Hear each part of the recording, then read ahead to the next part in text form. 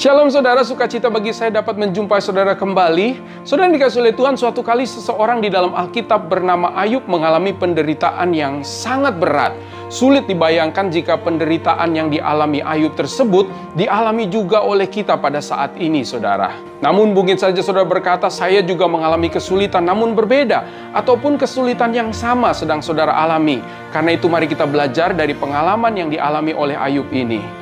Dalam Ayub 9 ayat 32-35 dikatakan, karena dia bukan manusia seperti aku sehingga aku dapat menjawabnya. Mari bersama-sama menghadap pengadilan. Tidak ada wasit di antara kami yang dapat memegang kami berdua. Biarlah ia menyingkirkan pentungnya daripadaku. Jangan aku ditimpa kegentaran terhadap dia. Maka aku akan berbicara tanpa rasa takut terhadap dia, karena aku tidak menyadari kesalahanku. Saudara, pernyataan Ayub ini menjelaskan bagaimana ia menempatkan dirinya di hadapan Tuhan ketika ia menderita tentunya. Dan kelihatannya Ayub sedang meminta keadilan dari Tuhan. Ayub berpendapat bahwa ia tidak melakukan kesalahan apapun. Ayub mengeluarkan pernyataan yang sangat menarik saudara, yaitu ketika ia sedang berhadapan dengan Tuhan, ia berkata bahwa tidak ada wasit di antara dirinya dengan Tuhan. Apakah artinya saudara? Sebelum kita masuk dalam pokok pembahasan ini, mari kita belajar secara singkat tentang wasit. Di dalam dunia olahraga atau permainan, kita tentu mengenal istilah peran dan fungsi seorang wasit. Tujuan utama adanya wasit adalah supaya pertandingan berjalan dengan adil, sehingga kedua kubu yang bertanding dapat menampilkan kemampuan terbaiknya. Apa saja tugas wasit, saudara? Antara lain, yang pertama, menegakkan peraturan dan disiplin pertandingan. Yang kedua, membuat keputusan terhadap pihak yang melakukan pelanggaran, seperti memberikan teguran, hukuman, dan hadiah penalti kepada pihak yang dirugikan dalam pelanggaran. Dan yang ketiga, membuat berbagai catatan pertandingan. Nah saudara, pernyataan tidak ada wasit di antara Ayub dan Tuhan ini menarik karena hal ini mengandung kebenaran. Kita harus melihat seperti ini saudara. Untuk mendapat keadilan bagi diri kita sendiri, mungkin saja kita berpikir bahwa Tuhan itu salah. Kita mungkin saja berpikir kalau penderitaan dan kesulitan yang kita sedang alami ini karena Tuhanlah penyebabnya. Kita berpikir bahwa kita tidak melakukan kesalahan yang membuat kita menderita. Seperti keadaan pandemi yang terjadi hari-hari ini. Kita bisa saja beranggapan bahwa bukan saya yang menyebabkan pandemi ini terjadi, tetapi mengapa saya yang harus menderita? Ayub benar-benar mengalami situasi seperti ini saudara. Jika Ayub tidak melakukan kesalahan sebelumnya, maka kita bisa memahami. Karena Tuhan bahkan menyebut Ayub sebagai orang yang saleh.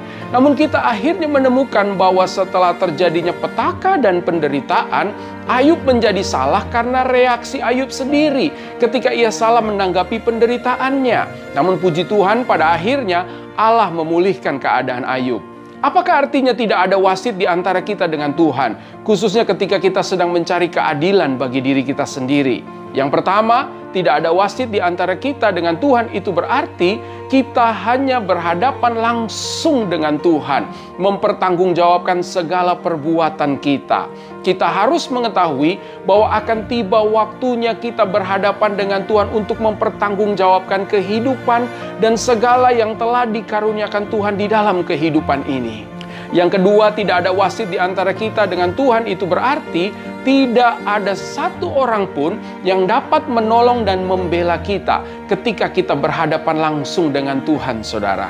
Yang ketiga, kita tidak mungkin melawan Tuhan, saudara, sebab Tuhan bukanlah lawan kita. Siapakah kita, saudara, sehingga kita berani melawan Allah yang hidup dan berkuasa? Allah itu mengetahui segala sesuatu dan tidak ada sesuatu yang tersembunyi di hadapannya. Allah lah yang menguji dan membuktikan segala sesuatu yang tersembunyi di dalam kehidupan kita. Yang keempat, karena Allah sesungguhnya adalah hakim yang adil dan Kristus adalah pembela bagi kita. Tuhan kita adalah Tuhan yang menetapkan hukum, saudara. Hukum yang bukan saja berlaku bagi seluruh ciptaannya saja, tetapi hukum yang juga berlaku bagi diri Allah sendiri. Allah tidak akan melanggar hukum yang telah Ia tetapkan. Ketika Tuhan menetapkan upah dosa adalah maut, maka hukum itu berlaku bagi semua pihak, yaitu Allah dan juga manusia. Itulah sebabnya Allah menjadi sama dengan manusia dalam rupa Kristus. Ia menderita dan mati sebagai ganti dosa kita yang seharusnya mendatangkan maut bagi kita. Ia menebus kita dan membebaskan kita dari hukuman kebinasaan. Allah adalah hakim yang adil, adalah Allah yang akan menghakimi kita dan menjatuhkan putusan keadilannya. Dan putusan keadilannya hanyalah dua kemungkinan, saudara. Yang pertama, kita bersalah dan dihukum dalam kematian yang kekal. Atau kita dibela oleh pembela agung, yaitu penebus kita, yaitu Kristus Yesus Tuhan kita. Dan hakim yang adil itu akan membebaskan kita dari hukuman kematian yang kekal. Oleh sebab itu, saudara, belajar dari pengalaman Ayub, jika kita juga mengalami penderitaan yang besar, ingatlah tidak ada wasit di antara kita dengan Tuhan. Karena itu, yang pertama, jangan lekas-lekas menyalahkan Tuhan. Yang kedua, jangan mencoba untuk melawan Tuhan. Yang ketiga, hadapilah Tuhan dengan takut dan gentar kepadanya. Dan yang keempat, terimalah apapun putusan keadilannya yang dapat memulihkan keadaan kita. Haleluya, haleluya, haleluya.